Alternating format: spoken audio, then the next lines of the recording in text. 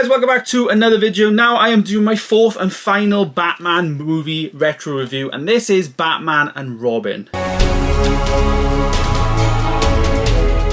This movie is a sequel to Batman Forever, and again, they recast Batman. This Batman's a different one. I said Val Kilmer was like the worst Batman I've ever seen, and George Clooney just topped that. I also think in this movie, George Clooney didn't get much dialogue. I didn't feel like George Clooney was on the screen much at all, which is crazy to think this is part of like the Batman series. And also in the last video, I did say that Batman Forever was my worst ever Batman film, but it's actually this one. Batman and Robin is awful. I hated it. I didn't like any part of it at all.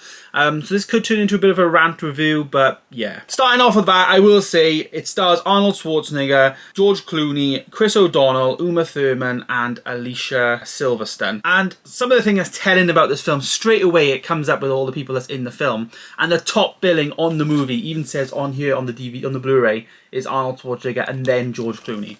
So Batman himself isn't even the top billing actor in the film. Just goes to show. Yeah, I didn't like this at all. The whole plot was strange, weird. I did like the Arnold Schwarzenegger was playing Victor Fries, who it was trying to be similar to like Flint Marko. It reminded me of like Flint Marko in Spider-Man and just wanting to do, like doing bad things. But he just wants his wife to be cured from her like illness or something. So I liked that, like there was an underlying plot to like his madness. But his madness was just stupid and just berserk, and it just didn't work for me. Uma Thurman in this film as well plays Poison Ivy. I thought she was okay, but she was just overly sexualized in my opinion. It was just all about her kissing men to kill them. I just thought it was really strange and just didn't really fit with the vibe of what I wanted to watch and enjoy. I thought her acting performance was good, but the script that I guess everyone had to deal with were just terrible. Some of the lines that she had to like say, it was just didn't really make sense. Yeah, I didn't really like this at all. I just didn't. George Clooney, as I say, was bad, and Robin as well,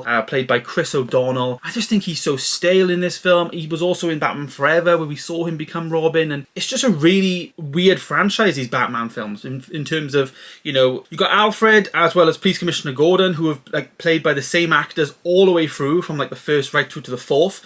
You've got 3 different Batman movies in the 4 films, and then you've got like the same Robin in the last film, but then also becomes Batman and Robin with a different Batman. It's just like all over the place. Like this wouldn't happen nowadays, I don't think. You would kind of recast the whole film or reboot the whole film if it wasn't working. Rating this film though, I'm gonna go at a 1 out of 10.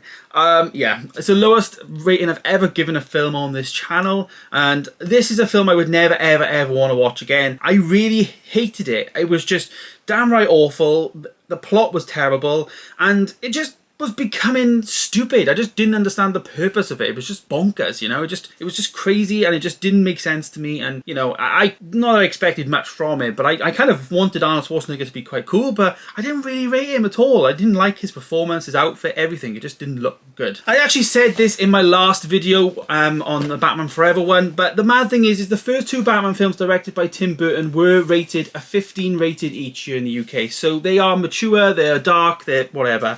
Then the 3rd one, it drops down to a 12, obviously making it a bit more family friendly. But the crazy thing about this one is it drops to a PG. Like, it's dropped so low in terms of trying to make it more family stuff. But yeah, this is one of, I'm gonna say it, this is probably one of the worst comic book films I have ever seen personally. People say that things like Green Lantern are and all that, you know, and I've got Green Lantern. I want to watch that again and revisit it because I haven't seen it for a long time. But 1 out of 10 for me is the worst film I've ever rated on this channel, as I say. And it was just unconvincing. Like, there was no scene in this film really where I just felt emotion. I didn't have no care for the characters. I had no care for where the story was going. The whole plot was just like Arnold Schwarzenegger kind of wanted to freeze all of Gotham City. You know, I will say something, it did look better, like the overlays of the Gotham City, etc. It did look a lot better, which it would, because it's after all these films, which didn't look as good in my previous reviews. But the writing of this is awful. The story was awful. The acting was awful. The characters were awful. Even the costumes were awful. Like Poison Ivy's costume looked like her mother had made it for her like school play. It just didn't look like a budget movie. It looked like a TV movie, I guess. But there it is. There is my review of Batman and Robin. Sorry to put this on a downer, but let me know your thoughts down below. 1 out of 10. I can't believe I've said that, but 1 out of 10. Let me know your thoughts down below. I will be doing Batman vs Superman next, so stay tuned for that. Stay tuned though, guys, for my review of the Batman, which is coming out at the beginning of April. As well, I will be doing a Batman ranking video, ranking every single live action Batman movie from worst to best.